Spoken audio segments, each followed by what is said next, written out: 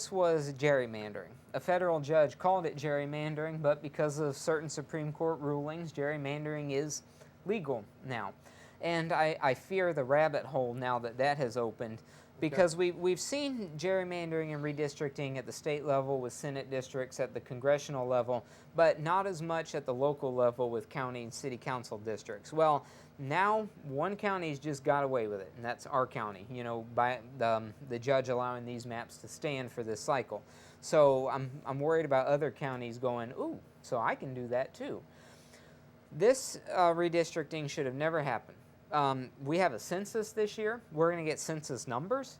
And then we are required by law, if districts are population difference of 10% or greater, you have to redistrict to make them fair. And the census is the most accurate description of numbers that you can get. Yep. So you wait for the 2020 census results. You look at them. Any differences of 10% or greater, let's work with our city staff to redraw these maps. Is it fair? Community conversations are held. Public likes it. Let's vote on it. We put new maps in place. Those are good for the next probably 10 years until the next census, unless a huge population change occurs and we need to do it differently. The city staff, when the county commission asked the city staff to look at the districts, said, you don't have a problem. We're good right now, even with single member districts, everything. The county said, no, we don't like that. We're going to hire a consultant. That costs $50,000 of taxpayer money. The consultant used FPL hookups to determine population, you know, so FPL accounts. Okay. Now, I'm not sure what the precedent is for this because nobody asked, you know, what has this type of data been used before in redistrictings. But they found two districts had I think it was 11% difference. So the consultant drew three maps. One was actually not too far off what the original map was. So community conversations were held, the public had a chance to look at it, and they said, we don't like this redistricting, but if you're going to do it, map 1 is relatively close to what we have now, we'll take it. 90% of the people at those conversations said they wanted map 1. That got thrown out because, oh no, we don't like that. So Bob Wachter, who was convicted of a political crime in the past, not just accused, but legitimately convicted in a court, draws a map under an assumed name. He drew it under the name Adam Smith. And the paper investigated and said, hey, did you do that? And he said no. And then he came out and said, oh yeah, I did. And so that was that. And now this map that we have now, which was drawn by him, gives Nancy Dietert, the map that I think she wanted, which is Venice, because that's where she has the most name recognition. It shifted Fred Atkins, who was in District 1 in northern Sarasota. He got shifted into an entirely different district, so now he can't even run this cycle when he was supposed to. The residents of Newtown up in District 1 can't vote this cycle when they were supposed to because they got put into another district. That's everything I think the three that voted for this wanted. And they approved it. It was challenged in a court. The judge said, this is political gamesmanship, this is gerrymandering, but it's allowable under the law. So this is clearly motivated for incumbent reasons, in my opinion. So anytime an elected official does that, automatically they should never be reelected again, I think, because you've lost the trust of the people. What we need to do to prevent this in the future is put in our charter an amendment that specifically outlines the way you can redistrict and bind it specifically to the state law, or make it a little more specific if you want to, so that this never happens ever again. I have no problem with that. I think you're absolutely right. You know, I know those things do happen and people mess with the lines and stuff, and it's just not right to cut out and to carve out particular niches or notches to benefit you. Right. And that's what happened. And I really appreciate the city of Sarasota, the city of Venice, and some people in Northport really called them out and publicly stated that it was wrong. Yeah. So it really had a huge uproar and negative reaction. That didn't stop them from doing it. And that's another problem. When you have elected officials who so blatantly go against you out in public and don't care because they think they'll get reelected anyway, that's a problem. Yeah, it is. You know, it's a community service thing. It's for the people. Right. But you can't stress that enough. Another issue you would have to deal with, because part of your district is Northport, would be this withdrawal of the county of doing park maintenance and stuff. And the negotiations between the city and county and that. I don't think they would be up before those negotiations would be up before you take office. I think they're going to push them off to next year. But that's another.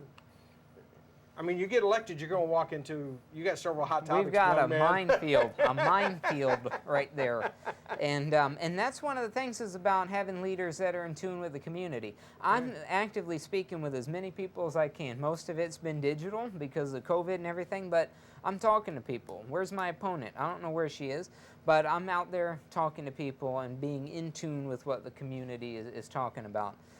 And as far as the parks go, that's a huge deal. I get where the county's coming from in that, well, city, these are your parks. Why are we paying for our parks and your parks too? But I get the city's perspective that we're paying county taxes as well, and so we should get some level of service here, or else, reduce my county taxes. So we really need to look at it from the lens of this, and that the county does have a responsibility of a certain amount to each of its cities, or else it's taxation without representation. One of the things that the county has said that they want to do is that they only want to, help out with parks that are regional, so everybody in the region comes there. Some of our parks in the city of Northport were classified many years ago, whether they were regional, city, local, whatever.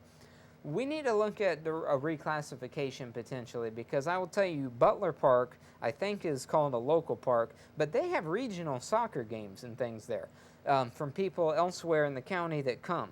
So if that gets classified as regional, now that's something the county would need to help with. Yeah. So it's about being fair. I think we could work out something, and we can negotiate to where we're giving a fair deal to the city, and we're not paying for parks that they've specifically created for their residents, but we're helping out where we need to. And we need to be fair with the classifications. If we have a park that's classified as local, but it's really should be regional, those parks shouldn't be looked at for reclassification. The only way I see, if the county wants to pull out entirely, then cut that county tax then, and we don't pay that portion of the county tax anymore, because if you're not providing any service, you shouldn't be getting paid a tax. Otherwise, you need to uphold some level of service. Fair enough. Fair enough. And I'm all for any tax that goes down. Hey, Yeah. Well, I'll just have to turn that one around and pay it to the city, though.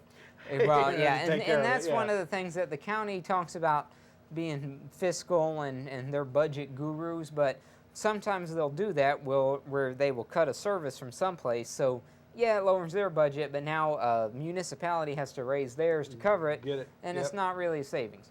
Let me give you one more topic that I pulled off your Facebook page. All right. And we're going to be in very close agreement on this one. Sure. Fake Facebook bots. Yes. Going crazy. I don't think people, when all this stuff started 4 years ago, when we first started hearing about people, foreign entities trying to interfere in our election, the thing that comes to people's mind is fake votes. Yeah. Okay? But, the FBI came back and said right from the get-go, there was not one vote changed or anything else in any county or precinct anywhere in the nation. Yeah. What they're talking about is exactly what you brought up. All these fake things that come up on social media that are not generated in the U.S., but they're meant to influence people's attitudes about the U.S. elections. Exactly. In 2016, I saw some of it, but it's gotten worse since then. And yes. You see these accounts, and they're all one-sided. I mean, they post the same stuff, or they're for or against one candidate or one set of views, and that's all they post. And you go visit their profiles, there's no human picture there. It's like a picture of a palm tree or something, or there's a stock image from Google. All you got to do is a reverse image search, and you'll see they typed in vacation, found some photo of a couple on vacation, and stuck that as its profile picture. And now, Carl Sanford, apologies to any real Carl Sanfords out there, but, Carl Sanford is all of a sudden hates Cory Hutchinson. So he's going to post negative Cory Hutchinson things every day until the election cycle. And he's going to comment on other stuff and try to influence people that I'm this or that.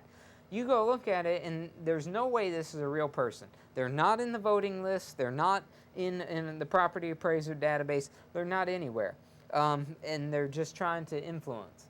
And they're becoming more and more. And sometimes, unless you have knowledge of how social media works, you won't see at first that they are some fake profile being used for negative purposes. Yeah.